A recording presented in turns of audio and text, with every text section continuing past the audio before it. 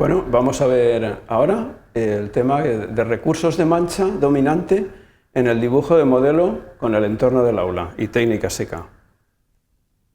Bien, los objetivos que vamos a pretender alcanzar es analizar las posibilidades expresivas de los distintos tipos de mancha en el contexto que estamos tratando, que es la figura, el modelo, dentro del aula.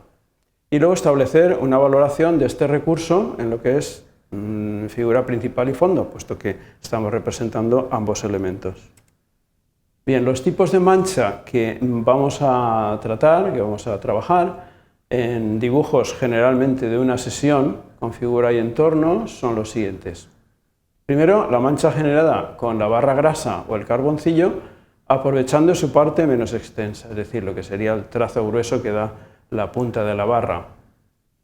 Segundo, la mancha producida con textura como elemento lineal, sería la punta del lápiz, por ejemplo.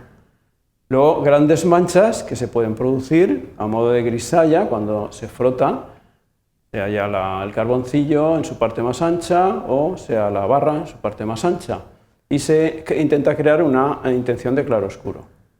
Y por último, la mancha de claroscuro con una amplia valoración de grises, que esto sería solamente para dibujos de varias sesiones, que ya implica trabajar a lo mejor con los difuminos, un lápiz compuesto, barras, etc. Bien, vamos a ver en este primer ejemplo ese predominio de la mancha, sería la mancha que por sí sola definiría como contraste con el blanco del papel las formas. Veis que ahí no hay línea, pero ese contraste de la gran mancha con el blanco produce la línea, que no existe, es virtual. Cuando puede aparecer algún tipo de línea o algo que nos recuerda a la línea, puede tener el carácter de mancha, fijaros ahí, ¿no? Aquí es más sutil, pero en casi todo el dibujo tiene carácter de mancha, está ejecutada con esa intención. Y luego también se genera mediante trazo, aplicando la barra en diferentes posiciones, y lo que hemos dicho antes, se puede aplicar para un fondo con una parte más ancha y para ciertas partes con la punta. Bien, en este otro ejemplo, fijaros que la mancha adquiere un carácter gestual. Apenas si hay línea, solamente se ha reducido a esas líneas que van a definir las aristas de encuentro de los planos del techo de la pared, o quizá la tarima, porque es un elemento lineal que tiene mucho canto. Pero lo que es el conjunto de las figuras, la parte más importante, está resuelta solamente con mancha. A modo de sombras, no hay detalles, pero sí ese gesto que define las actitudes de cada figura. Aquí tenemos también predominio de mancha y por contraste. Entonces, esa mancha cuando afecta a la figura principal, veis que también tiene muy poca línea añadida, esa línea es casi imperceptible y cuando aparece pues es mínimamente. También hay que decir que en un dibujo de mancha sola es difícil de hacer detalles, por tanto pues se puede recurrir en algún momento a ciertas concesiones en ese punto. Y se ha hecho para destacar también, para contrastar, ¿no?, con el fondo. Aquí vemos precisamente lo que es el predominio de mancha en el conjunto general y ya se añade un poquito más de protagonismo a la línea, especialmente pues, para definir elementos de los primeros términos, la perspectiva de la tarima que se nos viene hacia adelante o ciertas partes del modelo que van a definir mejor sus formas, ¿no? Y sobre todo para detallar también.